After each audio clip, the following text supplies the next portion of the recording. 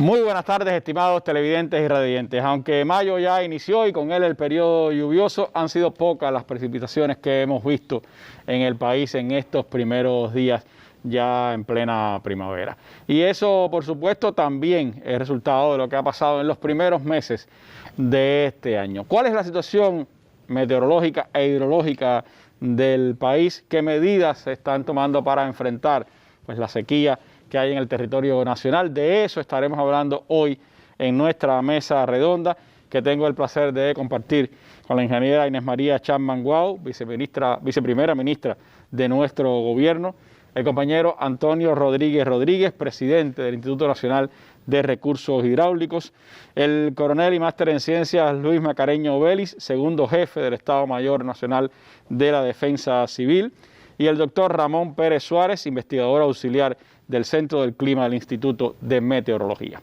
Con ellos estaremos compartiendo información de primera mano que usted debe conocer de lo que está pasando con nuestros embalses, de las precipitaciones que tenemos, de lo que se prevé para los próximos meses, de cómo será la temporada ciclónica, bueno, detalles de todo eso y de las acciones que el gobierno ha tenido que acometer para enfrentar la sequía aquí en nuestra mesa redonda de hoy.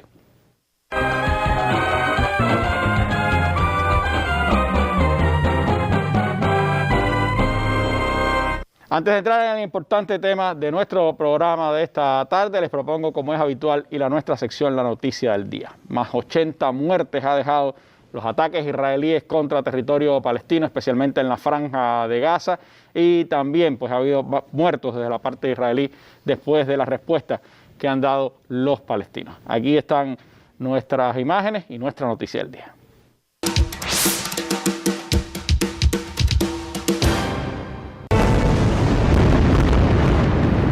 El ejército israelí ha empezado a utilizar artillería, además de la aviación, como respuesta al lanzamiento de cohetes de las milicias islámicas desde la Franja de Gaza. El número de fallecidos es de 83 palestinos desde el lunes, 17 son niños, hay 7 israelíes muertos también. El conflicto no cesa y cada hora que pasa amenaza con convertirse en una guerra abierta. Ese es el gran temor en este momento. Esta es justo la situación que Biden quería evitar, verse involucrado en un conflicto en Oriente Medio en el que sus antecesores fracasaron como mediadores, y parte de su partido, también hemos visto algunas manifestaciones en la calle, le piden que sea más duro con Israel y que defienda a los civiles palestinos. Luego de 3 días de bombardeos contra la Franja de Gaza que dejaron más de 80 muertes, brigadas de la resistencia palestina atacaron la base aérea de Nevatim de Israel, que alberga aviones de combate F-16.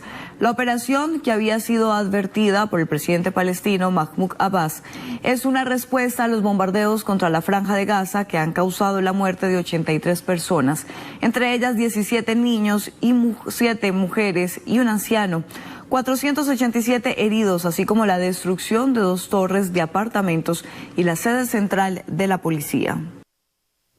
Bueno, una situación sin duda muy tensa la que se está viviendo. Renacen los enfrentamientos incluso en las colonias que han sido ocupadas por los colonos judíos y donde hay población árabe, y allí se están dando enfrentamientos entre familias y la situación está sin duda complicada. Intercambio de artillería entre ambas partes, más de 80 muertos, como se decía, en la parte palestina, unos 6 o 7 en la parte israelí, y la situación continúa tensa allí en el Oriente Medio. Naciones Unidas está intentando una reunión del Consejo de Seguridad sobre este tema, y habrá que seguir estos acontecimientos en las próximas horas. Les propongo entonces entrar ya en el tema central de nuestra mesa redonda de hoy, la situación meteorológica e hidrológica del país y las acciones frente a la sequía.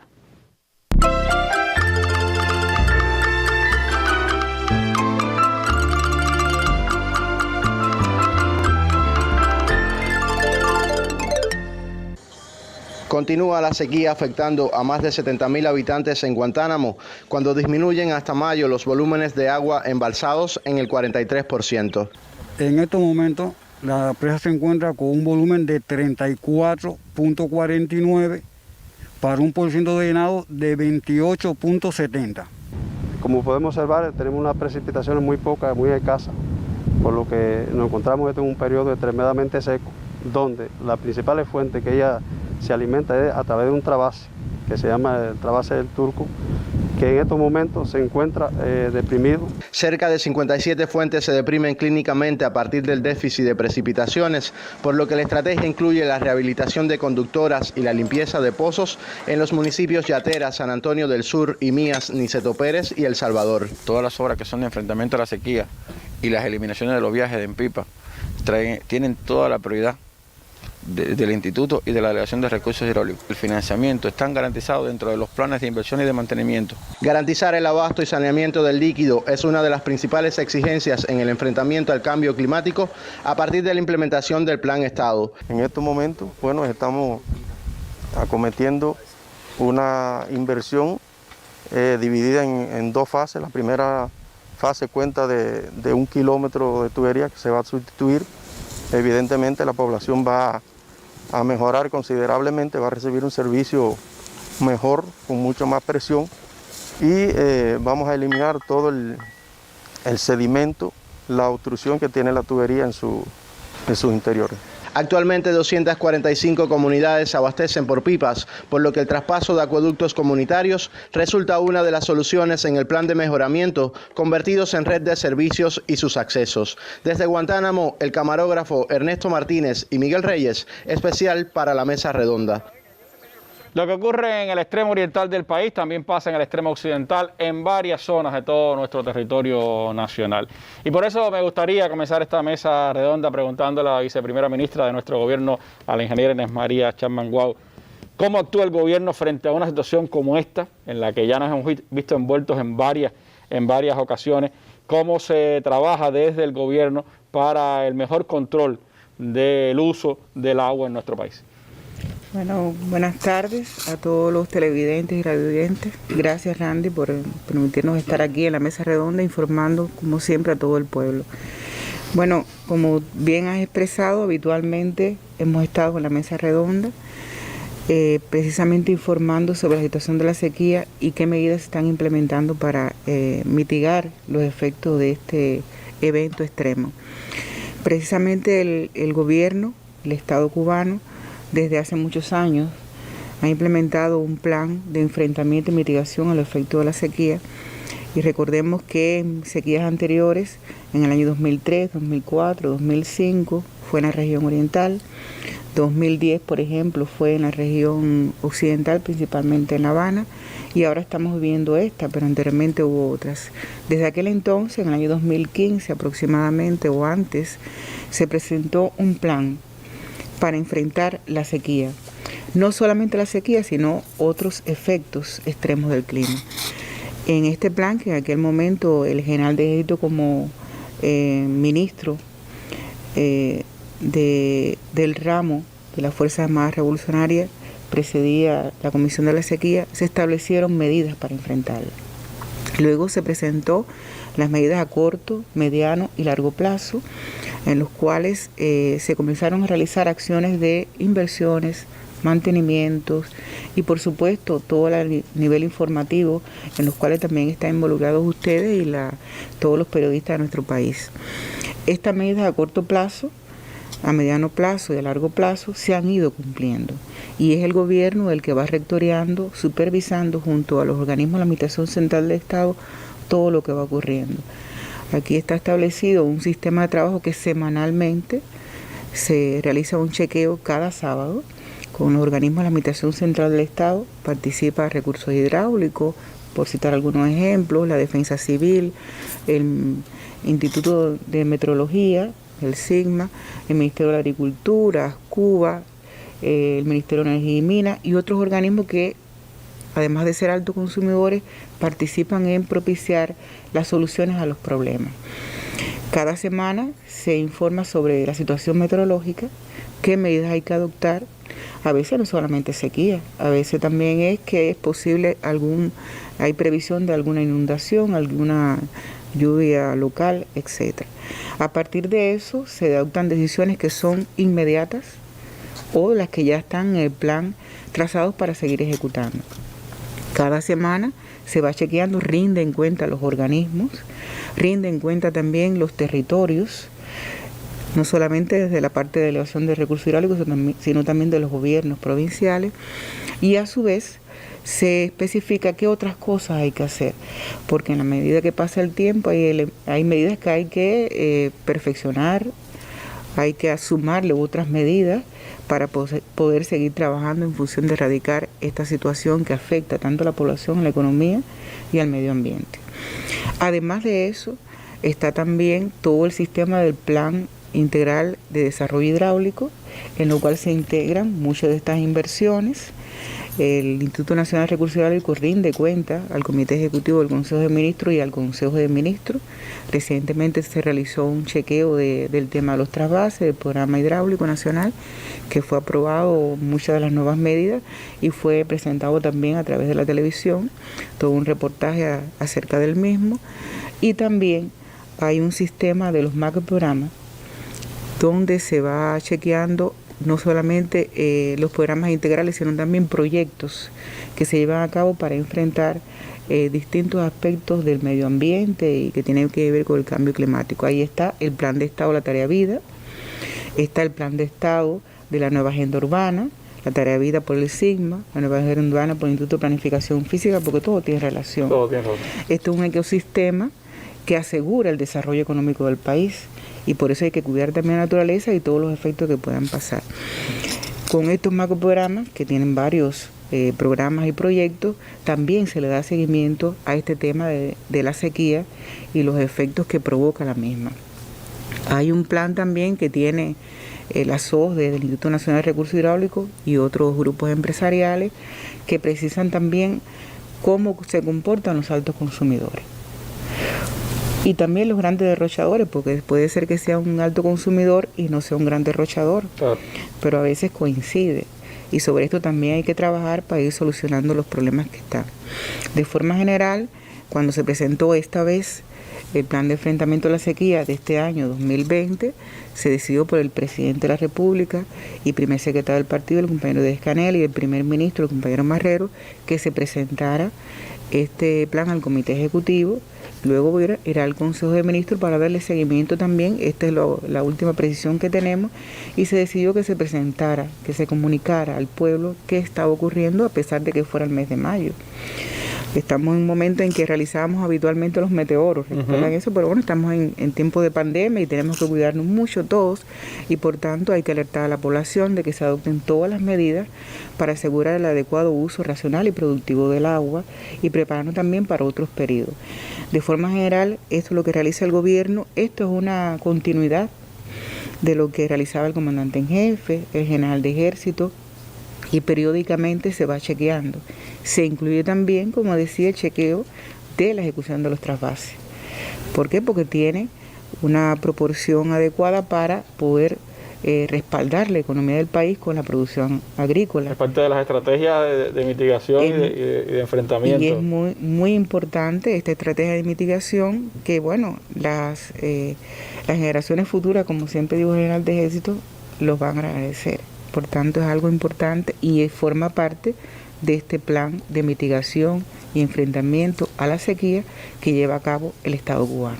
Y podremos ver a lo largo de esta mesa redonda cómo esas inversiones, que muchas veces se van hablando de ellas, pero no se ve el impacto, cómo de alguna manera concreta pues han permitido disminuir el impacto de una sequía como la que hemos estado viviendo en los últimos meses. Una situación que, como decíamos, bueno, veíamos imágenes de Guantánamo, pero está en todo el país. Así pasa también en Camagüey, una región que está sufriendo también el impacto de la sequía y donde se toman decisiones también para enfrentar este fenómeno. La sequía afecta con fuerza a la provincia de Camagüey. Notables son las afectaciones en el abasto de agua.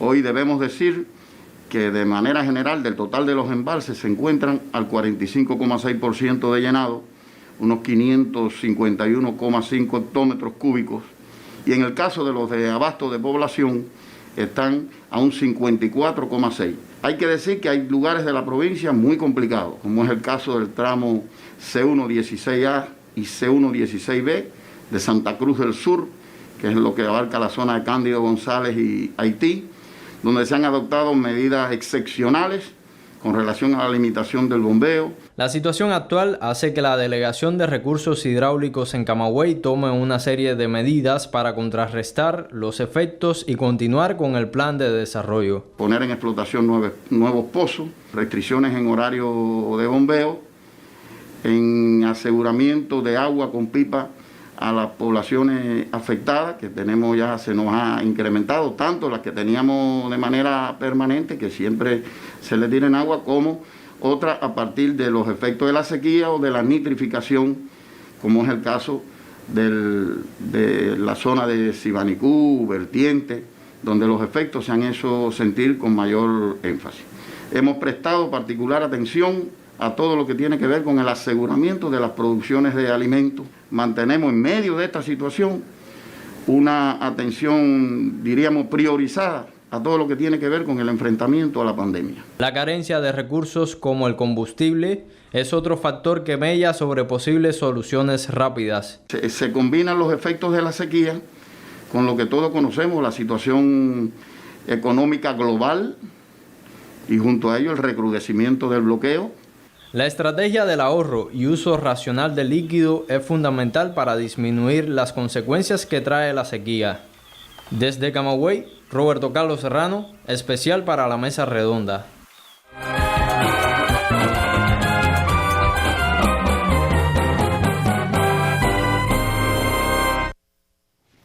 Bueno, ¿qué ha pasado en los últimos meses del 2020, estos primeros meses del 2021?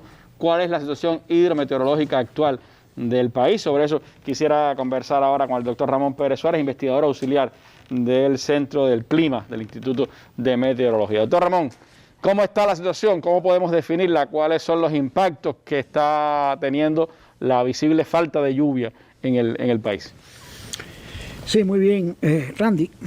Ante todo, dar las buenas tardes a todos los televidentes que nos están viendo en este momento. En efecto, en los últimos 5 meses ha habido un déficit de precipitaciones muy grande, un comportamiento muy malo de las precipitaciones que han traído, por supuesto, una situación crítica en nuestro país.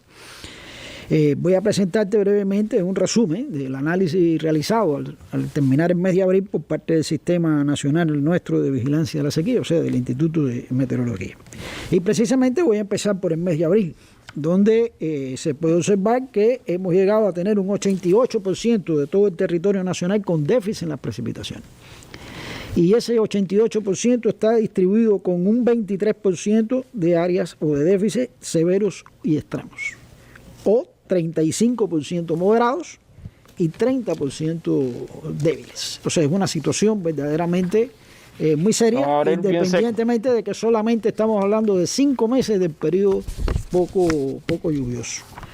Cuando entra el resultado del mes de abril y lo adicionamos a febrero y marzo, y hacemos una mirada de lo que ha ocurrido en cada uno de los trimestres, diciembre, enero, febrero, hasta el presente, febrero, marzo y abril, nos damos cuenta entonces que las áreas con sequía meteorológica se han incrementado extraordinariamente. Hay una gráfica que podemos observar ahí que prácticamente estamos en un 90% del área ocupada por sequía meteorológica.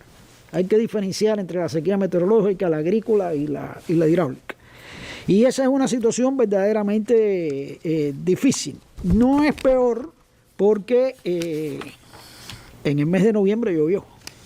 Fue un noviembre atípicamente bien lluvioso. Exactamente. Si nosotros observamos en la siguiente imagen, en el gráfico de arriba, o sea, el mapa de encima, hacia el lado superior izquierdo, aparece febrero y abril y ahí vemos perfectamente el 88% del territorio ocupado por déficit y por sequía meteorológica. Si vemos el noviembre-abril, nos da la impresión de que solamente hay un área alrededor de La Habana, Mayabeque, Matanza, Artemisa, en el que hay déficit de precipitaciones. Pero eso es porque incluye el mes de noviembre, que llovió mucho. Llovió más de lo normal en el mes de noviembre, independientemente de que antes de noviembre habíamos tenido un periodo lluvioso bastante bueno. Noviembre no fue como 200% de la media, ¿no? Aproximadamente. Y la última imagen que está debajo, el último gráfico que está hacia la izquierda, da la impresión de que no pasa nada, porque es el gráfico desde mayo del año pasado hasta abril del presente. Por tanto, el gráfico más importante en este momento es el superior izquierdo, que es el que nos da la situación de sequía meteorológica que tenemos en este momento y que lleva, por supuesto, un enfrentamiento importante en nuestro caso. Sí, los últimos 5 meses ha estado todo el tiempo, Ramón, por debajo de la media histórica de esos meses. Han estado por la media histórica de esos meses y no solo por debajo de la media histórica, sino que a veces muy por debajo de la media histórica, muy en particular. Entonces, gracias a noviembre, entonces. Muy en particular el mes de abril, que también tiene mucha importancia, igual que el comienzo de mayo, porque además se incrementan las temperaturas y se incrementa la evaporación, que eso es otro tema que a veces no nos percatamos, de que la evaporación también es importante. Y lo que ocurre en abril, por supuesto, es muy serio. Ahora bien, hay una parte de este problema que es qué va a pasar ahora, que es lo que podemos esperar. En este mayo y en lo que viene hacia adelante, en esa temporada lluviosa, ¿no? Vamos a empezar por mayo. En realidad, los pronósticos no son malos. Los pronósticos son favorables. Al menos desde el punto de vista climático. Ahora bien, vamos a empezar por el mes de mayo. Estábamos esperando unas precipitaciones cercanas a lo normal, muy próximas al valor medio histórico, que es lo que quiere decir cercano a lo normal, con la excepción de la región central, en la cual estaba previendo que las precipitaciones pudieran estar por encima de lo normal en esa área, que va, por supuesto, Villa Clara y Cienfuegos hasta la provincia de Camagüey. Acá ha pasado ya el primer tercio del mes y no han sido muchas las lluvias. Sí, lo que pasa es que estamos precisamente esperando que, debido a la situación que la circulación atmosférica ha estado mostrando, hay que recordar que hemos estado bajo los efectos de un evento de La Niña, oscilación del sur. Entonces, aunque lloviera normal en mayo, podía haber un retraso del comienzo de las precipitaciones. Estuve hace un rato mirando algunos pronósticos estos de corto plazo, da la impresión de que aproximadamente a partir del día 20 habría un incremento de las precipitaciones. Por supuesto, esos pronósticos tienen un nivel de incertidumbre un poco amplio, pero dan una idea general de que puede haber un comportamiento mejor para finales de mayo.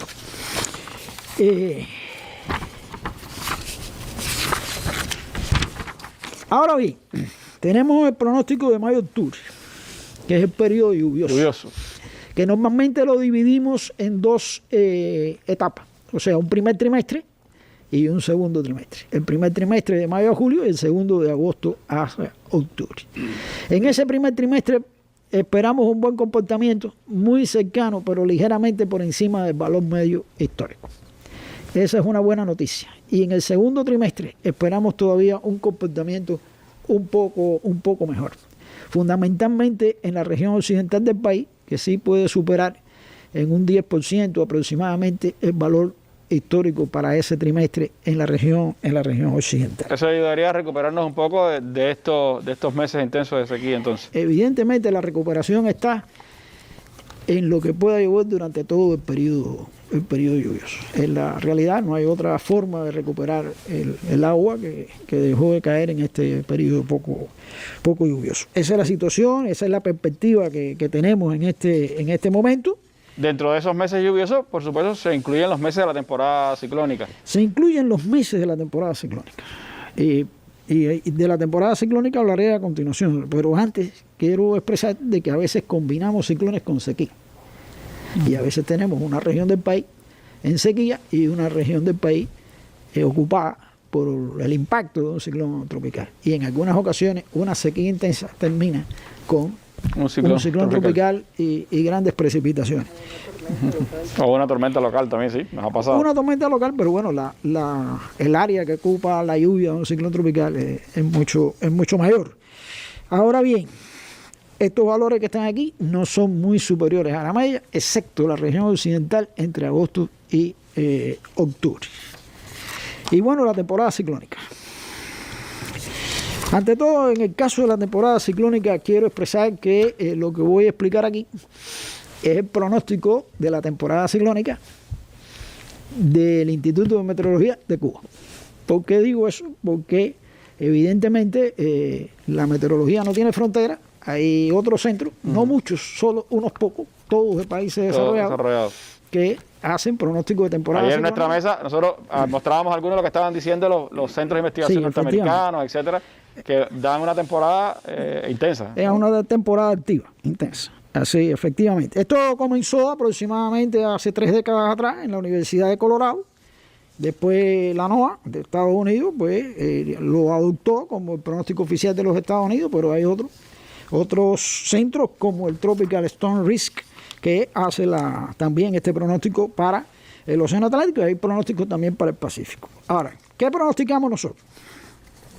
Bueno, nosotros estamos haciendo este pronóstico hace mucho tiempo, hace aproximadamente más de 2 décadas que hacemos el único que se hace en el Caribe y uno de los pocos en el mundo realmente. Sí, efectivamente, así mismo. Ahora, la temporada ciclónica será activa. Será activa señalada por la formación de 16 ciclones tropicales, que no incluye las depresiones tropicales ni los organismos subtropicales. Solo tormentas tropicales y huracanes. De esos 16, 8 podrían alcanzar la categoría de huracán. Están repartidos en 10 en el Océano Atlántico, 3 en el Golfo de México y 3 en el Mar Caribe. Es una cifra grande, es una temporada ciclónica que por supuesto está prevista por encima de los valores medios históricos, aunque en los últimos años... Los últimos años han sido bastante activos. Desde 1995 estamos viviendo una era de mucha actividad ciclónica, basado fundamentalmente o como consecuencia fundamental del incremento de la temperatura superficial del mar en el Océano Atlántico, que es un cambio natural que ocurre cuando cambia la circulación oceánica cada cierto tiempo en cada uno de los océanos. Ahora, agrego lo siguiente: las probabilidades de que se origine o intensifique al menos un huracán en el Caribe y de que uno de procedencia del Atlántico entre en esta área es de aproximadamente el 60 y el 70% respectivamente. Y eso nos lleva a lo más importante de nuestro pronóstico, que es el peligro de que Cuba sea afectada al menos por un ciclón tropical, que es alto ese peligro. Ciclón tropical que puede ser una tormenta tropical o puede ser un huracán. Da un 85% de probabilidad. Y de que nos afecte un huracán, estoy descontando aquí las tormentas tropicales, entonces un 45%. Hay que tener también presente cuando se utilizan las probabilidades de que hay que tener idea de que esa probabilidad del 45%, que parece baja, es superior a la frecuencia climatológica de afectación a Cuba de al menos un huracán en un año determinado, que es del 35%. Por tanto, desde el punto de vista relativo, ese valor de probabilidad es alto. Es de mucha importancia. Quizás alto sería todavía un valor superior al 50%. Pero bueno, estamos hablando de un 85% de posibilidad de una tormenta tropical, 45% de un huracán. Hay mucha probabilidad. Exactamente. Tenemos una situación verdaderamente compleja también desde el punto de vista de la temporada ciclónica. ¿Cuáles son los factores? Bueno, en primer lugar hay que decir que en qué nos basamos para hacer este pronóstico.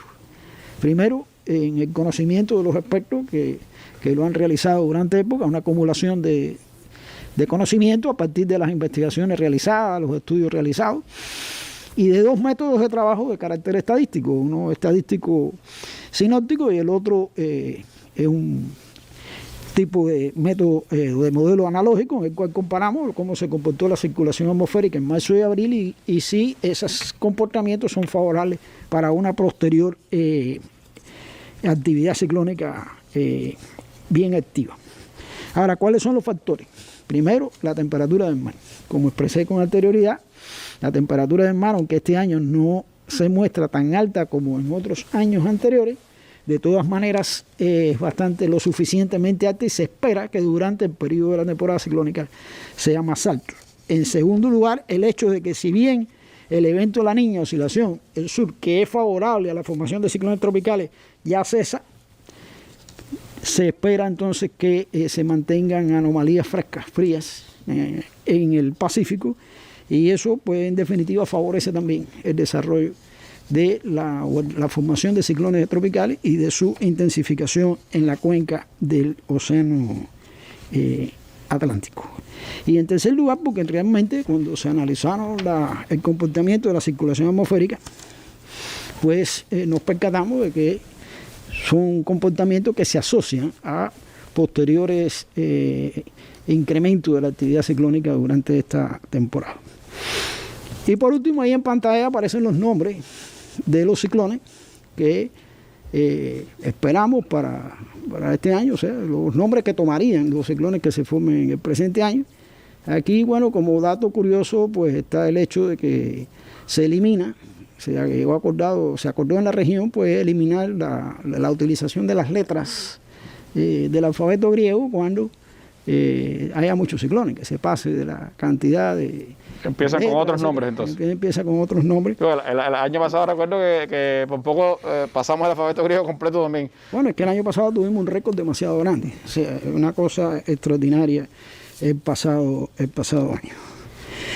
Creo que no se me olvida nada, solo algo que me pidió el director que le transmitiera, y es que ante esta situación, tanto climática como la situación de la temporada ciclónica, nuestro sistema de observaciones, de vigilancia, todos los sistemas nuestros de vigilancia, tanto el del tiempo como el del clima, pues están dispuestos para enfrentar la situación que se presente y dar todos los avisos oportunos que debemos dar a las autoridades del país, y muy en particular a el Estado Mayor de la Defensa Civil. Una situación sin duda complicada, primeros 5 meses del año con pocas precipitaciones, sequía en todo el país, sin embargo previsión de una actividad bastante notable, intensa, con los ciclones en la segunda parte del año y valores que pueden ser buenos en el ámbito de las lluvias y ayudar a recuperar un poco la situación del país. Nuestro saludo a todos los compañeros del sistema del Instituto de Meteorología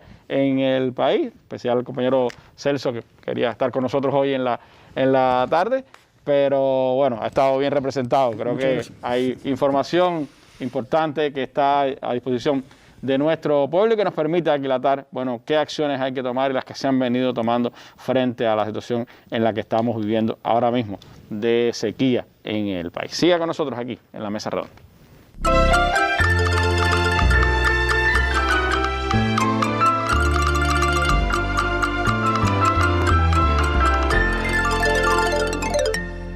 El municipio Tercer Frente de Santiago de Cuba cuenta con una de las obras hidráulicas de mayor impacto en la provincia en los últimos tiempos. La estación de bombeo Vegas de Limones contribuye a mitigar los efectos negativos de la sequía y beneficia a más de 10.000 habitantes de la cabecera municipal Cruce de los Baños. Estas personas anteriormente se abastecían de agua mediante un sistema de gravedad enclavado en el río Filé, que en periodos de sequía provocaba serias afectaciones. Extensos ciclos de 40 a 50 días fueron reducidos de 3 a 7 días desde su puesta en funcionamiento hace 1 año y medio. Tuvimos la posibilidad también de rehabilitar algunas redes en Cruce de los Baños que nos permitieran disminuir los ciclos de entrega, disminuir el tiempo medio de servicio, así como también disminuir un llamado que está haciendo la máxima dirección del país, acá también en el territorio, que es la eliminación del tiro a agua en pipa y el incremento de la población servida por redes. Ejemplo de ello son 48 viviendas del reparto San Rafael, que ya cuentan además con metrocontadores de agua para un mejor control del recurso. Anteriormente pasábamos mucho trabajo con el agua y en ocasiones no había combustible para traernos el agua con la pipa y en otros estaban secos los embalses, y a partir de que se instaló el nuevo acueducto, ya todos hemos sido beneficiados y bueno, el pueblo, el barrio se siente feliz con este nuevo acueducto. El sistema de acueducto repercute también en la vida socioeconómica del municipio. Nosotros tenemos un policlínico, que es el policlínico del área de salud de Cruce de los Baños. Ellos demandaban gran cantidad de agua y nosotros gran cantidad de combustible para poder suplir el déficit de agua de ellos en su institución, y hoy ese problema está resuelto, un policlínico que está a final de red. Y hoy tienen un ciclo que ya a partir de ese periodo que dijimos hace 1 año, 6 meses, está resuelto el problema de esa institución. Así en otras instituciones. De ese precioso líquido depende la vida. Es por ello que desde Santiago de Cuba, la Delegación Provincial de Recursos Hidráulicos diseña e implementa estrategias eficientes para beneficio de la población, aún en las comunidades más intrincadas. Osvaldo Monterrey y Rocío López Pardo para la Mesa Redonda.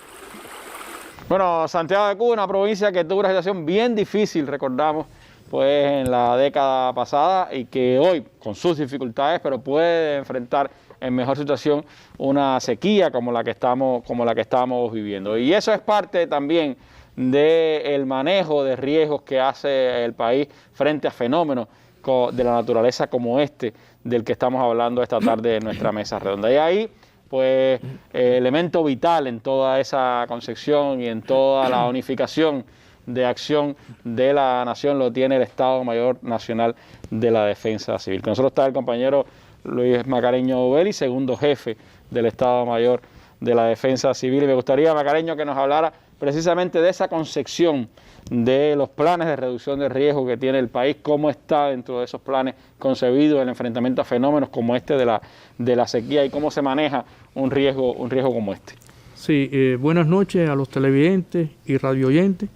Quería precisar algunos detalles que para nosotros son muy importantes y que constituyen parte del trabajo que, como decía la viceprimer ministra Inés, venimos realizando hace años junto a meteorología y a recursos hidráulicos. Si me permite, vamos a decir primeramente que este fenómeno evidentemente influye en la situación sanitaria, higiénico-sanitaria, que es muy importante. Influye también en la producción y rendimiento en el sector agropecuario, que además está amenazado por plagas en los cultivos y enfermedades en los animales, que es muy importante. Y condiciones de surgimiento y rápida propagación de incendios en áreas rurales, en especial en áreas forestales. Ya vimos lo que sucedió por allá, por el Parque Humboldt. Por lo tanto, se impone hacer un manejo de riesgo eficiente para poder mitigar el impacto de este fenómeno. Que, por supuesto, el otro mensaje muy importante, que hay que tratar el periodo poco lluvioso con el mismo rigor con que tratamos la temporada ciclónica. Eso quiere decir que hay que puntualizar los planes y los aseguramientos, hay que actualizar los planes y los aseguramientos, y además también hay que preparar a toda la población para este fenómeno y a todos los organismos que forman parte de nuestras instituciones. Como hemos podido observar, hay un mensaje muy importante. Recuerdo que hace años se hablaba de los huracanes para una parte del país y no para toda la parte del país. Esto sucede igual con la sequía. Antes el occidente los huracanes y el oriente la sequía, y eso ha cambiado totalmente. Pero que no solamente se puede manifestar con frecuencia e intensidad en la región oriental, ya estamos viendo que es en todo el país que puede ser. Y los huracanes también. Y los huracanes también. Y los huracanes también. O sea, estos fenómenos hidrometeorológicos extremos, es importante que todos sepamos que en cualquier lugar del país son zonas sensibles de suceder esto. De ahí también es la importancia de la vigilancia permanente sobre algunos elementos que no se ven rápidamente, pero que con el tiempo sí pueden darse. Y que estamos hablando de los procesos de aridez, que es muy importante, y de la salinización de nuestros terrenos, de nuestras tierras que están previstas para las áreas de cultivo. Por tanto, esa influencia puede condicionar los escenarios futuros y tenemos que prepararnos desde ahora como se viene haciendo. En el tratamiento de la sequía estamos trabajando muy mancomunadamente el Instituto Nacional de Recursos Hidráulicos, el Instituto de Meteorología y nosotros en la elaboración y perfeccionamiento del procedimiento operativo para los decisores y productores en el tema de la sequía intensa en Cuba, cómo funciona este sistema de alerta temprana en la sequía intensa, que es muy importante para nosotros. Ahorita cuando se habla de Santiago, recuerdo que en Santiago se hizo por primera vez el sistema de alerta temprana para la sequía. Y después, posteriormente, se ha ido extendiendo con los esfuerzos nacionales hacia otros lugares del territorio nacional. Igual que el sistema hidrometeorológico en varias regiones del país, que ya se viene también trabajando desde hace años. Ahora, damos cumplimiento a todos los acuerdos que el grupo de control, o sea, de dirección del aprovechamiento de los recursos hídricos, que como dice la viceprimer ministra, sábado por sábado hay una reunión para el análisis de todos los acuerdos y además para el control de la mitigación de las vulnerabilidades de todo tipo, organizacionales, estructurales, las proyecciones para las nuevas inversiones que nos permitan mitigar el riesgo futuro, y eso es un trabajo muy sistemático que se hace.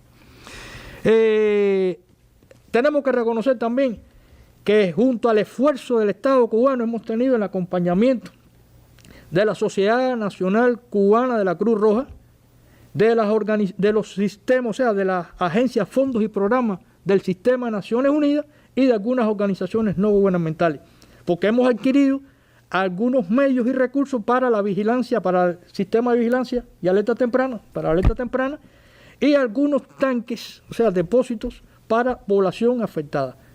Pero la producción nacional ha estado también ahí presente. O sea que agradecemos esto porque sencillamente ellos ven el esfuerzo que hace la nación y cooperan con ese esfuerzo y los resultados están. Entonces pudiéramos resumir, que es muy importante. Bueno, aquí estamos hablando de plantas desalinizadoras, estamos hablando de plantas potabilizadoras también, que hemos contado con esa... Que se han ido además poniendo en los últimos años un grupo de ellos importante. Y que esa ubicación no ha sido como quiera. Eso ha sido desde un primer momento por el resultado de los estudios de las áreas de mayor riesgo y que tienen que ver también con el desarrollo local, que es muy importante. Y eso se ha hecho de esa forma. O sea que nada ha sido improvisado, sino que ha sido muy rigurosamente estudiado.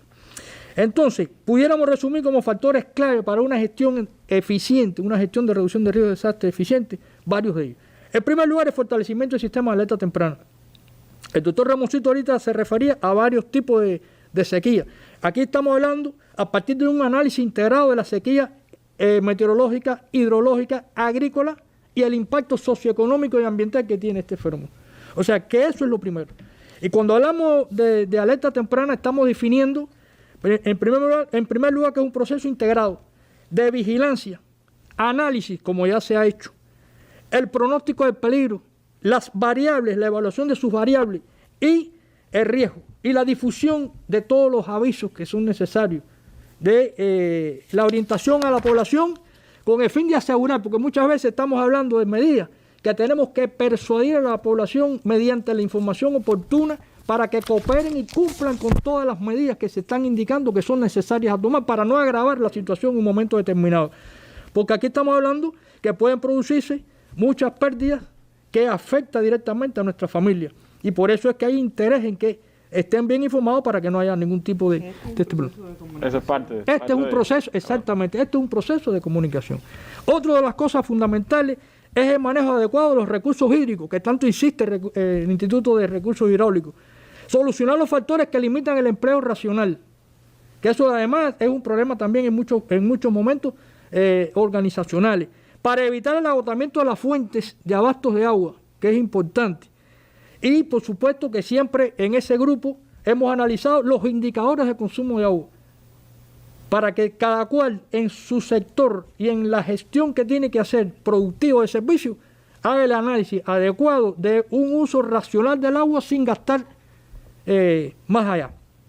Y por supuesto, la implementación con objetividad de las medidas en los planes de reducción de riesgo de desastre, que es muy importante también en los territorios, en las entidades y en todos los tipos de instituciones, partiendo del resultado de los estudios de riesgo. Estamos hablando del resultado de los estudios de peligro, vulnerabilidad y riesgo. Fíjense la concatenación que hay con todos los macroprogramas y los proyectos, que todo es transversal para que pueda tener una sola salida final y lograr el mismo objetivo. Y aquí estamos hablando que todo esto contribuye a otro propósito, que es precisamente una salud, que lleva también una gran estrategia y que esto no está alejado, todo lo contrario. Yo quería resaltar algunos elementos porque hay veces que la población no conoce los esfuerzos que hace el Instituto de Recursos Hidráulicos en una etapa que para nosotros es prevención, porque estamos en una etapa constante de prevención, además de los preparativos que podemos hacer. El incremento de la repoblación forestal, sobre todo en las obras hidráulicas, para evitar el efecto de la evaporación. Eso es un trabajo que se viene realizando. La eliminación de los salideros en las conductoras, que es importante también y se viene realizando, y en la red de distribución. El control riguroso de las fuentes superficiales. Aquí estamos hablando de todo tipo de fuentes que en definitiva tenemos que protegerlas no solo de lo que pueda suceder, sino también de las contaminaciones que puedan. Y las cuencas reguladoras, o sea, las cuencas subterráneas reguladoras, de acuerdo a la recuperación. O sea, no sobreexplotar mucho, sino lo necesario. El cambio de áreas de cultivo porque también se ha trabajado con la agricultura, en todo lo que tiene que ver con el cambio de cultivo, que requiere mayor volumen de agua, a lugares donde hay disponibilidad, o sea, y productos también, cultivos que deben de estar en otros lugares dedicados a eso. Hay otras cosas más, como la construcción de aljibes para aprovechar las lluvias, etc. El impacto de la sequía conlleva restringir los plazos de la entrega de este recurso y además el incremento de medios de transporte para la distribución de agua. En cuanto a los incendios rurales, que es muy importante. Sí, que es un tema que la sequía contribuye sin duda a que se proliferen los incendios, ¿no? Tenemos que seguir insistiendo en la necesidad de elevar la percepción de riesgo con los incendios. De acuerdo con las estadísticas de la Jefatura Nacional del Cuerpo de Guardabosques de Cuba, en los 5 últimos años han habido 326 incendios promedios anuales. 326 promedio anual. Promedio anual, con 4.500 hectáreas afectadas. Hay que señalar que la campaña de incendio comienza el 1 de enero y termina el 31 de mayo, que es el periodo más crítico, pero los meses de marzo y abril son los peores en este sentido, donde más se originan estos fenómenos. En la actualidad, en esta campaña actual, ya vamos hasta ahora, hasta el cierre de la información de hoy, de las 12 del día, por 343 incendios con 3.500 hectáreas afectadas. Sí, más que el promedio. Más que el promedio. Y hoy se mantienen activos en ese cierre 9 incendios. De ellos, 2 combatiendo y 7 controlados. Controlado significa que ya no se va, que con el trabajo que se está haciendo, se evita que se siga propagando hacia otros lugares. Ahora, lo importante aquí es lo siguiente. En las evaluaciones y análisis sistemáticos que hace la jefatura del Cuerpo de Guardabosques, hay causas que son recurrentes. Estamos hablando de que el 29% de estas causas son quemas. Quemas para la preparación de tierra, para los restos de cosecha, para limpiar los potreros, cunetas, caminos. Y se hace sin las medidas de seguridad. Y también quemas de desechos industriales. Se extiende entonces. Hay un 21% que son de cazadores y pescadores furtivos. Hay un 19% que es de fumadores y transeúntes. Y la circulación de vehículos y matachispas es un 19%. Estas son medidas preventivas que se tienen que cumplir. Ahora, es importante señalar que para la respuesta a estos incendios se hace un gasto grande de recursos, comenzando por el combustible, porque es combatir los incendios no solamente con las herramientas manuales, sino que ya aquí entran los medios ingenieros, el transporte, carros cisterna, incluso la aviación de helicóptero como se ha empleado. O sea que eso es importante. Y por supuesto también medidas para la protección de la población y algunos recursos que es necesario. Por eso debemos concientizar que la prevención es mucho más barata, menos costosa que la respuesta. Y en eso tenemos que seguir trabajando. Y de eso depende en muchos lugares de aspectos organizacionales. Y además que no solo está el hecho del impacto hacia la población. El propio Parque Humboldt, por ejemplo, es una riqueza natural de este país. Tuvo afectaciones y así pasa en estas circunstancias, ¿no? Precisamente hay que continuar prestando la atención a las áreas protegidas. Precisamente, porque estas áreas protegidas debemos conservar todo lo que es la diversidad biológica que contienen y además los recursos naturales, históricos y culturales que están asociados a esos lugares. Por último, quería señalar que insistimos en la necesidad de cumplir las medidas de prevención, como la construcción y mantenimiento de trochas cortafuegos en las áreas forestales, que muchas veces no se hacen y por eso nos pasan estos problemas, la propaganda gráfica sobre las medidas preventivas en lugares de mayor peligro, con señales, etcétera, el completamiento de los medios de equipo y el entrenamiento de las fuerzas para una respuesta rápida, como está previsto por el Cuerpo de Guardabosques, en un área de 5 hectáreas, no permitir que el incendio siga creciendo, darle la respuesta oportuna como ellos hacen. Lo otro también tiene que ver con el perfeccionamiento de los métodos y las vías para la detección temprana de los incendios, el surgimiento de los incendios, para precisamente garantizar una oportuna respuesta. Estos son los elementos fundamentales. Aprovecho para decir, porque también la viceministra primera se refirió, este meteoro tiene una característica muy particular, estamos en condiciones de lucha contra la COVID, pero tenemos que lograr, porque cumplimos además 35 años de creado el ejercicio meteoro. Y es importante señalar que se deben realizar con las características propias de cada lugar acciones que no comprometan la situación epidemiológica, pero que sí resuelvan problemas, porque atrás vienen los huracanes. Y entonces nos podemos seguir complicando. Entonces, con todo el rigor que lleva el cumplimiento de medidas higiénico-sanitarias previstas en el plan de enfrentamiento, en plan de control de este nuevo coronavirus, pero sí trabajar con todas las posibilidades que hay, que se puede hacer. Lo único que hay que ser riguroso en el cumplimiento de las medidas de protección individual de cada persona.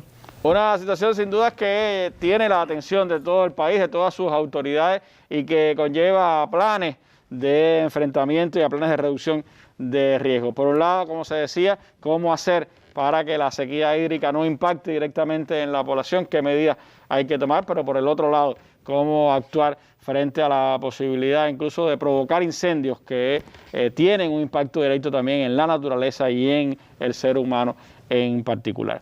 El país y en la sequía. El país ha ido adoptando medidas estratégicas para el enfrentamiento a la sequía.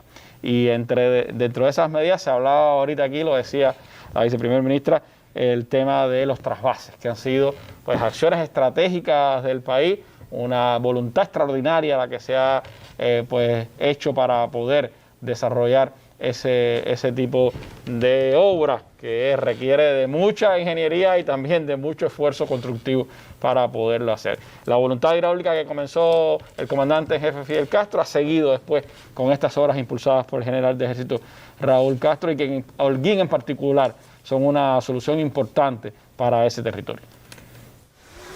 La sequía entorpece a ratos la producción agrícola de esta región de Cuba y el abasto de agua se ve limitado por la escasez del recurso tras los bajos índices de precipitaciones en los primeros 5 meses del año. Sin embargo, la voluntad hidráulica del país se empeña en acercar el líquido donde más hace falta para minimizar las consecuencias del clima. Nosotros en el tema de los trasvases ya tenemos realizado un volumen grande de obras que en estos momentos podemos decir que están mitigando los efectos de la sequía. La primera etapa del trasvase este-oeste, que garantizó el abasto de agua a la cabecera provincial de Holguín y al polo turístico del norte holguinero, es una realidad. Ya el agua desde la presa Mayarí llega tanto a Holguín como cabecera provincial, como al polo turístico del norte holguinero, que en el año 2004 se vio muy afectado por el tema de la sequía.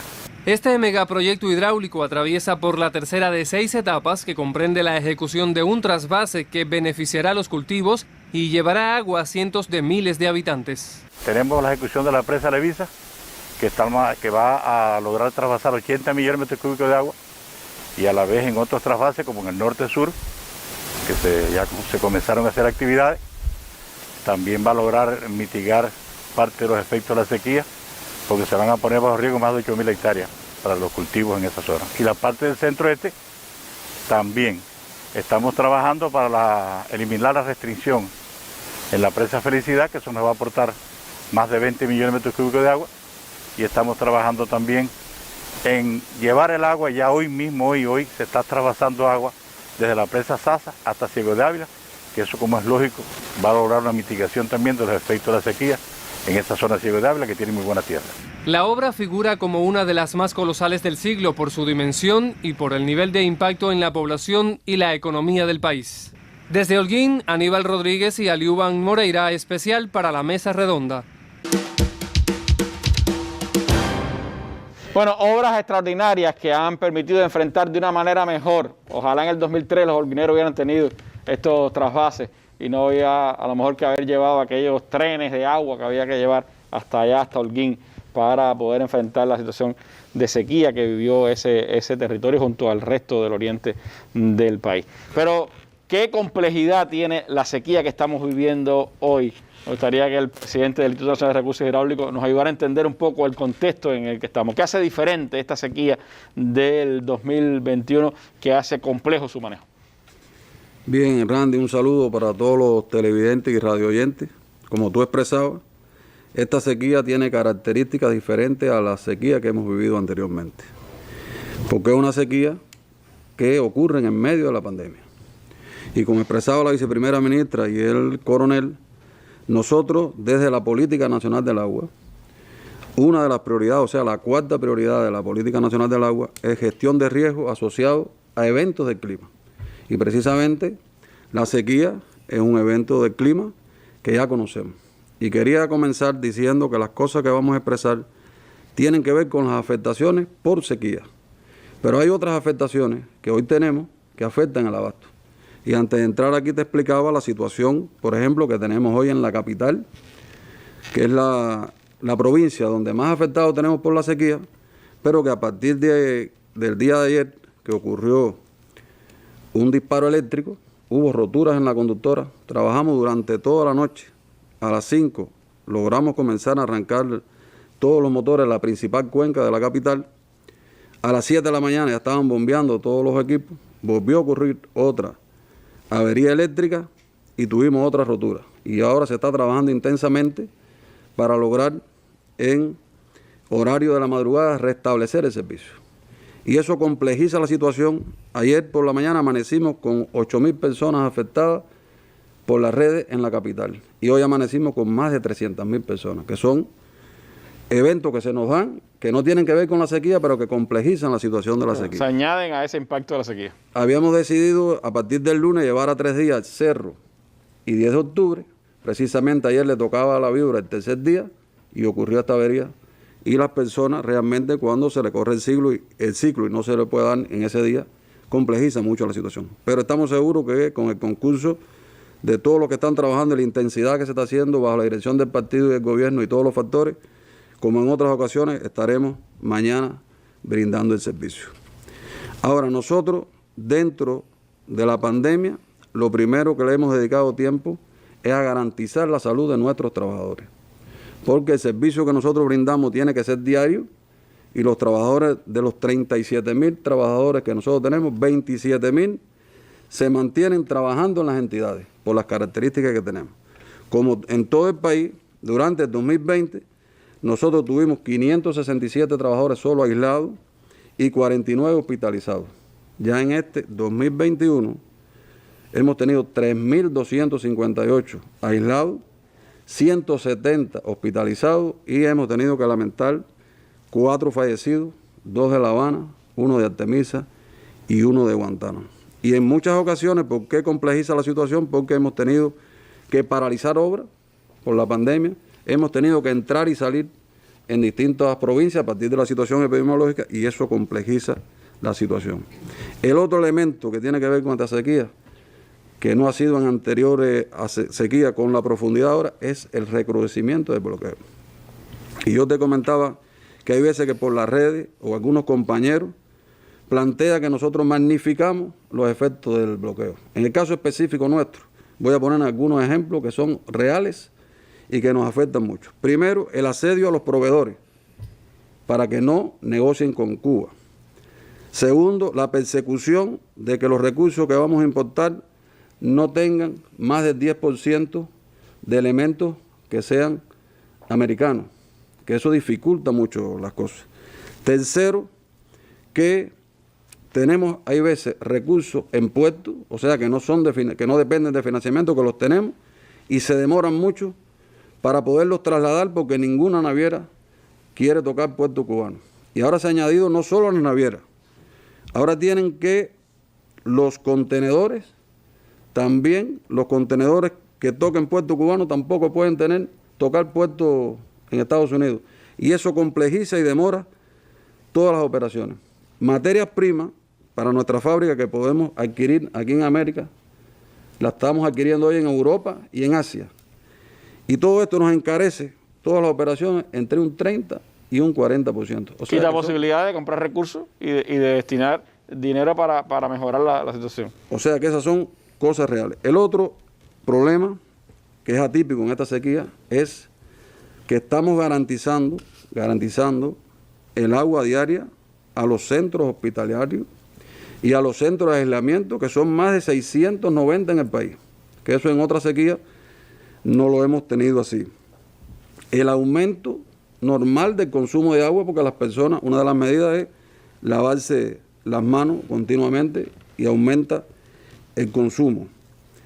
Y un elemento que lo tenemos ahora y que en otras sequías no ha sido con las mismas características, es que nosotros en el año 2007 hicimos la revolución energética y sustituimos el 53% de los equipos de bombeo. Pero nos quedó un 47% sin sustituir. Y de ese 53% ya llevamos 14 años de explotación.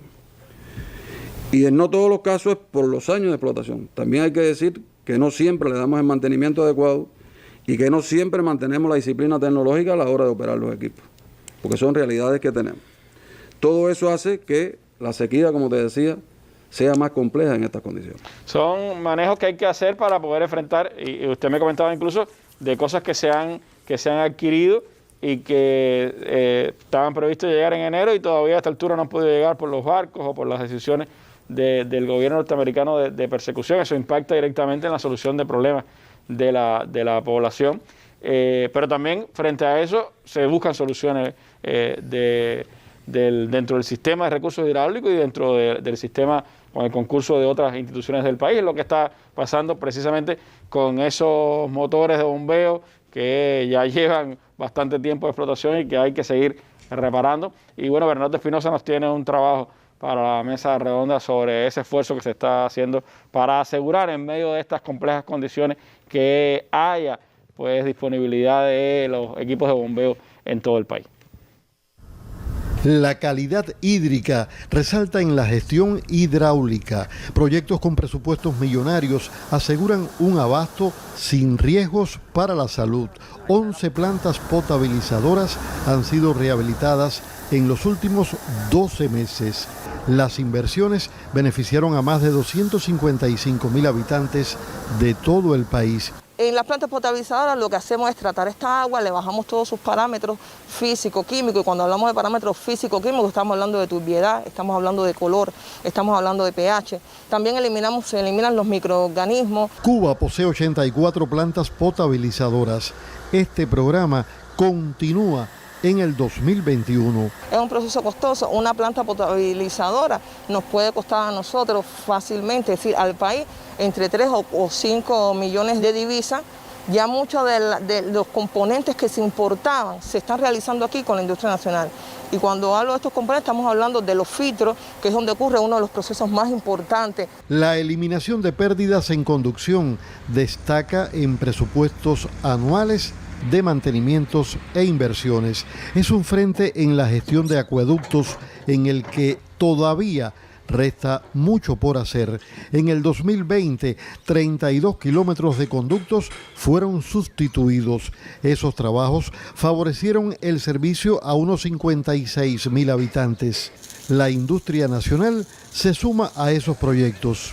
Sus producciones sustituyen compras en el exterior, elemento que permite reducir financiamientos de importación y agiliza cronogramas. Para una ciudad cabecera de municipio, provincia o comunidad rural, es indispensable el completamiento de la totalidad de sus unidades de bombeo. Cuando estas faltan, pueden ser miles las personas afectadas. Se traduce en pipas de agua, en combustible, en falta de servicio. Casi 700 bombas procedentes de todas las regiones del país fueron rehabilitadas. Al recuperar las piezas y comprar solamente las piezas de repuesto para ensamblarlos aquí en el país, esto nos provoca un ahorro de casi 700.000 euros. Cuba, en momentos de tensiones financieras y económicas, sin descuidar el enfrentamiento a la COVID-19 y bajo el férreo bloqueo imperial, reafirma la voluntad política de la revolución para asegurar el derecho a un recurso que es vida. Bernardo Espinosa, Sistema Informativo de la Televisión Cubana.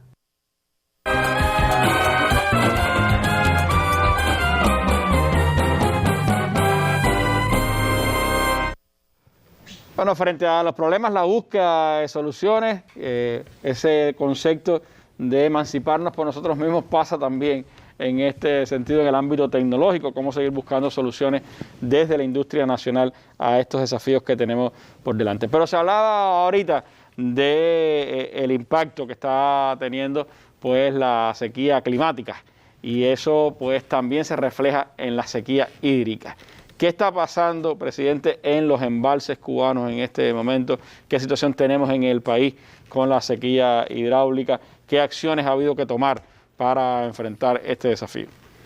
Bueno, Randy, como explicaba el doctor, tuvimos un mes de noviembre muy lluvioso y por eso algunos de los datos que se van a reflejar nos dicen la intensidad de la sequía que hemos tenido a partir de diciembre. De diciembre a abril ha llovido el 54% de la media, o sea que es severamente seco este periodo. Y el periodo seco ha sido más seco todavía. Severamente seco. Si cogemos de enero a marzo, llovió el 48% de la media. Y si cogemos de enero a abril, ha llovido el 43% de la media. Y como tú decías, todavía en mayo ha llovido hasta hoy el 49% de la media para estos 12 días. Bueno, como explicaba, la perspectiva es que llueva. Ahora, en el occidente ha llovido el 30% solamente. En el centro, el 35%. Y en el oriente ha sido un poco más beneficiado, el 62%. Hay 122 municipios con categoría seca. De ellos, 47 moderadas, 35 severas y 40 extremos. Y un municipio con categoría húmeda sola en el país, que es Fran País, en Holguín. En el caso de los embalses, en este periodo ha disminuido el 20% de lo que tenían acumulado los embalses. 282 hectómetros más que lo que normalmente debían disminuir. Y hay un grupo de provincias que es donde han ocurrido los mayores descensos. Camagüey, Santi Espíritu, Granma, Pinar del Río, o sea que es donde están los principales polos arroceros, es donde mayor cantidad de hectómetros han disminuido. Ahora, el llenado nacional de los embalses es de un 59%. Como decía, los embalses tuvieron un elevado por ciento al cerrar el mes de noviembre. 2 provincias con llenado superior al 75%, solo 2 provincias en el país, Cienfuegos y Santiago de Cuba. 6 provincias con llenado inferior al 50% y una con llenado inferior al 25%, que es La Habana. La Habana de las veces más difícil. Ahora, 101 embalses con llenado inferior al 50% de su capacidad, de los 242. 46 con llenado inferior al 25% de la capacidad. Por eso, cuando vemos el llenado total, eso no se distribuye espacialmente en el país. Y entonces, si vemos la lluvia de noviembre a diciembre, el país está al 106%, pero influenciado por noviembre, como se explicaba anteriormente. Ahora, también tenemos que explicarle a la población que los embalses que abastecen la población hoy están al 67%. O sea que voy a explicar que raras excepciones, hoy se garantiza el abasto de agua a la población con los embalses. Para el riego del arroz están al 57% y también se garantiza el balance de agua para asegurar la campaña del arroz. Y para la caña están al 62% y también se garantiza el balance de agua para estos cultivos. O sea que es algo positivo que tenemos el agua suficiente para garantizar el balance de los principales renglones de la economía. Eso gracias, como tú expresabas, a la visión que tuvo el comandante en jefe, después el impulso de general de ejército y el chequeo que actualmente sigue haciendo la dirección del país. Y hay algunos comentarios, estamos siguiendo comentarios en las redes, y por ejemplo, hay comentarios que dicen, ¿por qué se invierte en los trasvases y no se invierte en otro lugar? Y ahora mismo estábamos analizando 3 situaciones difíciles con el abasto. Felton, que va a comenzar una nueva unidad, y ya tenemos un proyecto a gravedad desde la presa Mayarí. La ciudad de Mayarí, que se abastece con más de 10, casi 14 estaciones de bombeo, consume energía, ya tenemos un proyecto para darle agua a gravedad. Y ahora tenemos una situación también en segundo frente con la presa Mícara, y también estamos viendo un proyecto para darle de Mayarí. O sea, que la visión de Fidel, de general de ejército, de impulsar esas obras, es muy lógica, porque donde tenemos agua tenemos la posibilidad entonces de poder llevarla donde no hay. Y llevarla donde no hay. Claro. O sea, porque en la red hay veces que se critica. Lo que ha cambiado en el desarrollo agrícola de esa zona, en toda la cosa ya de producción de en alimentos. El caso de muchos cultivos como la caña, el arroz, la caña, los rendimientos, por ejemplo, en la caña sobrepasan las 90 toneladas por hectárea. Y hay provincias que no alcanzan el 32. No alcanzan ni 30. El arroz, más de 6 toneladas. En esa zona. En esa zona. Que nunca fue productora de arroz. Que nunca fue productora. O sea que hay resultados y en los cultivos varios se estaba avanzando y estamos seguros que también se van a obtener los resultados que se esperan. Ahora, en cuanto al agua subterránea, porque hay muchas provincias que dependen del agua subterránea. Ciego, por ejemplo. Hay de los principales 101 cuencas, 60 están en descenso, 34 están estables y 7 en ascenso. 89 en estado normal, 10 en estado desfavorable y 2 en estado crítico. Las 2 que están en estado crítico están en el sur de Camagüey y otra en Holguín. Ahora, en el caso específico de La Habana, Arigonabo está desfavorable, ya está muy desfavorable. Descendiendo con respecto al mes anterior 39 centímetros. Cuenca Sur está normal estable, es la única cuenca de La Habana que está normal estable. Vento desfavorable descendiendo y Jaruco desfavorable descendiendo. Ya te decía que Arigonabo está en estado muy desfavorable. Y esto es una cuenca que quiero explicar porque esto es una cuenca compartida que abastece a 3 municipios de la capital, pero también abastece a 3 municipios de Artemisa. Y también hemos estado monitoreando las redes y cuando han salido los trabajos que se están haciendo en La Habana, hay muchos comentarios en las redes que se están haciendo obras para beneficiar La Habana y no para beneficiar los municipios de Artemisa. Y cuando se interviene en una cuenca, la cuenca es compartida y los beneficios son para las dos provincias. Y quería aclarar eso porque también en las redes que lo estamos siguiendo han existido esos comentarios. A propósito de eso, presidente, yo le propongo ver un material que tenemos de Artemisa, sobre lo que se está haciendo en Artemisa, para después hablar sobre el tema de La Habana. Vamos a ver este material. Artemisa es una de las provincias del país que cada día incrementa los efectos de la sequía y a la par que la vegetación va perdiendo su verdor, también los mantos subterráneos acortan su caudal con consecuencias negativas en los sistemas de bombeo de agua potable a la población. La cuenca de Arigonabo exhibe hoy sus niveles más críticos de los últimos 20 años. Se encuentra en un nivel de 21,73 metros, lo que le hace situarse en una zona de estado muy desfavorable en su gráfico de control de balance. Esta cuenca, su objetivo es el abasto al consumo humano, tanto de la capital como los municipios San Antonio, Bauta y Caimito. Hoy la cuenca cuenta con 100 días de cobertura de posibilidad de entrega de agua y tiene un volumen disponible de 31,5 hectómetros de 155, que es la capacidad total de la misma. Ante este complejo escenario por las escasas precipitaciones, en Artemisa se buscan soluciones alternativas. Donde estamos hoy enclavados, que es Los Lombillos, la batería de Pozos San Antonio, hemos tenido que hacer interconexiones con pozos de la agricultura, como es el caso de Clara Estrella y Santo Tomás, pozos que hoy están dándole uso también al abasto de la población, alternando con la agricultura. En San Antonio, o sea, en toda la cuenca, ha nacido el balance de agua con restricciones, no es el uso, a partir de la disponibilidad que tenemos, no se ha podido hacer el uso completo con todos los agricultores, hemos trasladado cultivos a otras zonas, hemos estado planteando agricultura con riego secano acá en el municipio. Esto nos queda solo enclavado aquí en San Antonio. También estamos ya en Caimito trabajando en busca de alternativas. Estamos pasando también esta misma situación en Bauta, porque la provincia hoy se muestra en un estado bien desfavorable con el tema de la cuenca Arigonabo. El cambio climático es un fenómeno que pone en alerta a la humanidad y donde la prevención y el ahorro son palabras claves para la supervivencia humana. Desde Artemisa, Alexander Sos y José Luis Guía, Sistema Informativo de la Televisión Cubana. Entonces, Antonio, esta situación, ¿cómo está impactando en la población? ¿Qué impacto directo tiene en el abasto de agua en el país? ¿Y qué está pasando en particular aquí en la capital? Bueno, Randy, como expresaba la viceprimera ministra, tuvimos una sequía 2003-2005, donde tuvimos 2 millones de personas afectadas, sobre todo en el oriente. Después tuvimos una sequía 2009-2011, donde tuvimos 1.600.000 personas afectadas.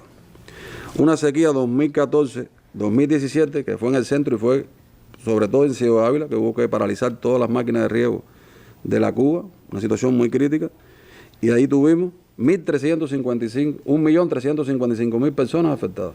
Y ahora con esta sequía 2020-2021, tenemos 475.000 personas afectadas. Es decir, que a pesar de que es en todo el país, es menos que lo que afectó en Oriente aquella vez. Es un 25%. Esto ha sido posible por todas las obras que se vienen ejecutando y la voluntad del gobierno cubano de ejecutar las obras. Por ejemplo, este año tenemos 3.000 millones en inversiones y 2.000 millones en mantenimiento.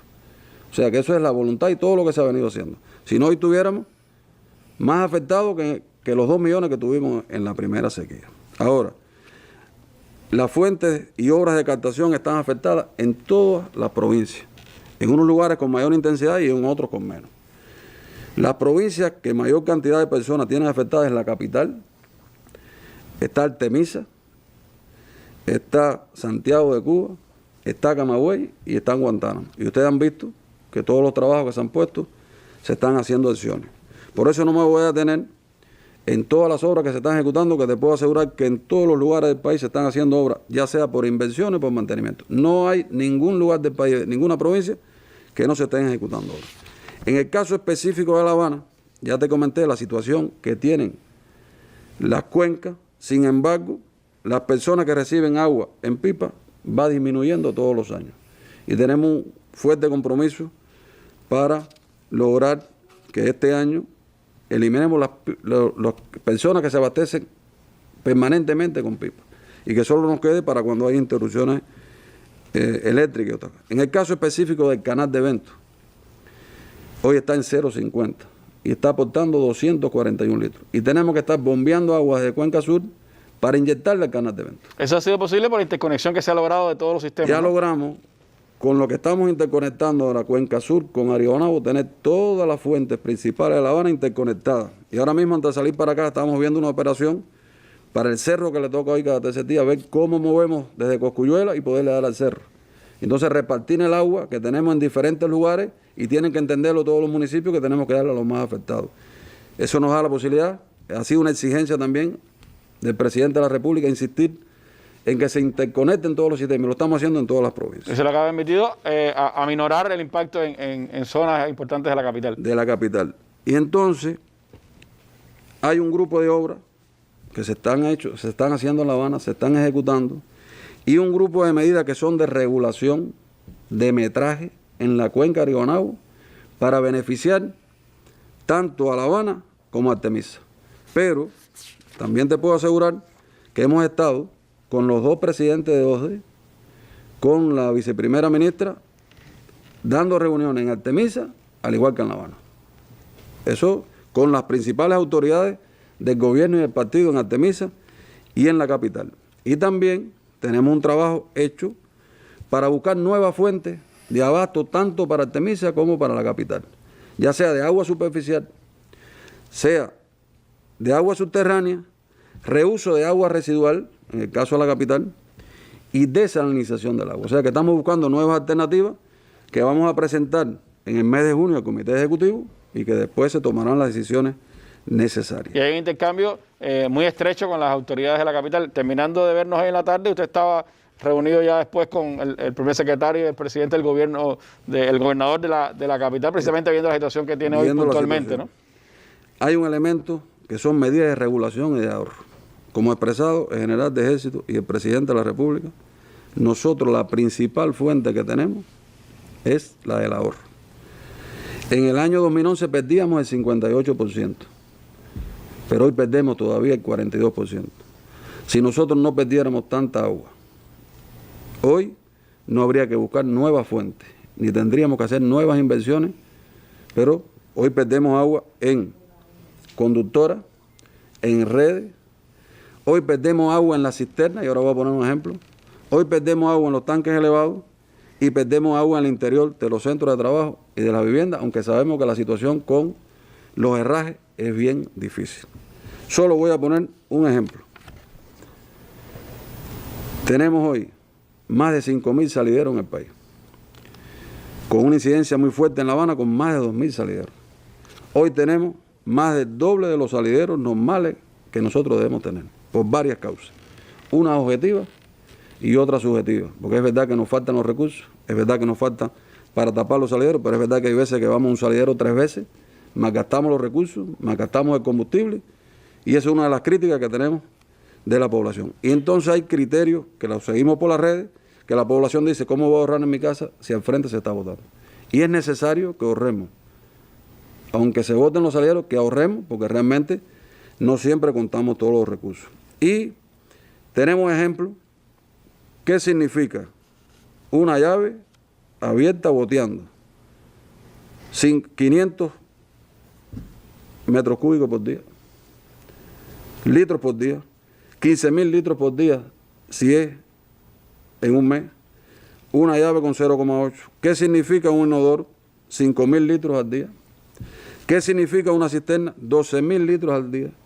Y te puedo asegurar, Randy, que hemos puesto en La Habana, que las importamos por un crédito y lo estamos poniendo nosotros, 46.093 flotantes en cisternas. Esas son 46.093 cisternas que estuvieran botando agua. Y como nos expresaba, le decía el general de ejército y el presidente de la República, nosotros tenemos que hacer un esfuerzo, todos, tanto en los centros estatales, en las comunidades, y la labor que nos toca a nosotros en la supresión de salideros para poder ahorrar agua, que ahorrar productos químicos, y es dar mejor servicio y evitar contaminaciones, como expresaba el compañero de la Defensa Civil. Y esas son de las situaciones que estamos monitoreando, que estamos trabajando, que digo que en ocasiones tienen que ver con recursos que no llegan, con recursos que tenemos que poner los que tenemos y que no son adecuados, y en esto estamos trabajando con la industria nacional para ver cómo, por lo menos en la supresión de salidero, podemos hacer todas las piezas y no depender de la importación, pero realmente son realidades, más los problemas que te decía de calidad que están presentes y que estamos discutiendo en cada lugar. La situación más tensa en la capital del país es la que tiene la situación más difícil con esta sequía, pero se siguen haciendo acciones como nos muestra este reportaje en los minutos finales de nuestra mesa redonda. Para los residentes en los repartos El Canal y La Víbora, enclavados en los municipios del Cerro y 10 de octubre respectivamente, que debido a la intensa sequía que atraviesa el país, los niveles freáticos de las principales fuentes de abasto que suministran el agua a la ciudad se encuentran muy deprimidos, trayendo como consecuencia que se comiencen a producir afectaciones por falta de agua y bajas presiones en algunas zonas y repartos del sistema central. Actualmente la situación del abasto en la capital presenta un escenario muy complejo, dado por la sequía que tenemos tan intensa, que se viene aseverando hace varios años, producto del cambio climático. Hechos récord históricos desde el 2010 demuestran que el comportamiento de la lluvia ha sido por debajo de la media histórica. Con el objetivo de garantizar el suministro de agua por tuberías a los usuarios asociados a estos repartos, es necesario acometer un grupo de ajustes en los horarios y ciclos de distribución, que permitirá realizar una mejor distribución del agua con que contamos. Nosotros vamos a explicar hoy la situación que tiene el centro de la ciudad, que fue lo que se autorizó por las autoridades locales en las restricciones horarias en los municipios Centro Habana, Habana Vieja, Plaza de la Revolución, Cerro y de Octubre. El reparto El Canal, que recibe el agua entre las 12:30 p.m. y las 6:30 p.m. en días alternos, comenzarán a recibir entre las 12:30 p.m. y las 8:30 p.m. cada tercer día, comenzando a partir del sábado 8 de mayo, no recibiéndolo más hasta el martes 11 de mayo. En los próximos días tendremos otro paquete de medidas para el oeste de la ciudad, a partir de que Aribonabo, que es una de las fuentes desfavorables que tenemos, se encuentra en estado muy crítico, y tendremos que pasar entre Lisa, Playa y Maranao, reajustes de horarios que ya se han existido sus restricciones, a cambio de ciclo también. Una vez recuperados los niveles de agua en las principales fuentes de abasto, se restablecerán los ciclos de distribución en sus horarios normales. Aguas de La Habana pide disculpas a los usuarios afectados por las molestias causadas. Miguel Moret, para la Mesa Redonda. Bueno, pues que llegue la lluvia que falta hace para poder enfrentar esta situación que tenemos. En estos minutos finales que nos quedan, me gustaría, viceprimera ministra, que nos diera sus mensajes a la población, las orientaciones, qué seguir haciendo en este sentido. Bueno, Randy, y a toda la población, recordemos que vivimos en un archipiélago y que como archipiélago, como estado insular, hay características diferentes a los continentes. Y las características es los periodos de seca, los periodos húmedos, pero precisamente dentro de estos periodos secos está el tema de las sequías. La sequía que cada vez se acortan más los periodos entre una y otra. Lo hemos visto aquí con las explicaciones que se han dado. Es esencial conocer que es real el cambio climático. Es decir, no es que es un invento de nadie, es realmente el cambio climático existe y las sequías existen. A esto se adicionan problemas en el tema de la infraestructura de un país como el nuestro, que tiene problemas acumulados en el tiempo, que se ha trabajado. Hay inversiones millonarias en que se han realizado y se realizan. Uno de los sectores donde más se ha invertido en los últimos años. Exactamente, precisamente con esto se han mitigado los efectos de la sequía y hoy en la región oriental es diferente. Estuviéramos ahora, si no se hubiera ejecutado toda la conductora Nípez-Jibara, el trasvase de Guirabo-Cauto en Holguín, la rehabilitación del acueducto de Santiago de Cuba, la rehabilitación en Guantánamo, hoy estuvieran en la situación que estaban antes. Y por tanto hubiera sido mucho peor la situación para enfrentar la sequía. Igual que La Habana, en su momento, que en el 2010, sin las obras que se habían ejecutado, la situación era mucho más complicada, como explicó el presidente de Recursos Hidráulicos. Por tanto, es una realidad la sequía y tenemos que mitigar sus efectos y enfrentarla con el concurso de todos. A esto se suma el bloqueo cruel que el gobierno de Estados Unidos impone a nuestro país y la pandemia, que son elementos que se van sumando a los problemas que tenemos y que todos tenemos que enfrentarlo. Pero ¿cuál es la primera prioridad ahora de todo lo que tenemos que hacer? Tenemos que tener ese recurso agua, tenemos que mantener la salud del pueblo, pero también tenemos que mantener la economía del país. Es decir, tenemos que resistir en los momentos en que estamos, pero seguir avanzando en el desarrollo. Por eso no se dejan de ejecutar estas obras hidráulicas tan importantes, esta voluntad hidráulica que, como tú explicabas, continúa ejecutándose. Pero lo más importante es el uso racional y productivo. Fíjate que hablamos de uso racional y productivo. Es decir, usar el agua adecuadamente, desde la persona que está en la casa.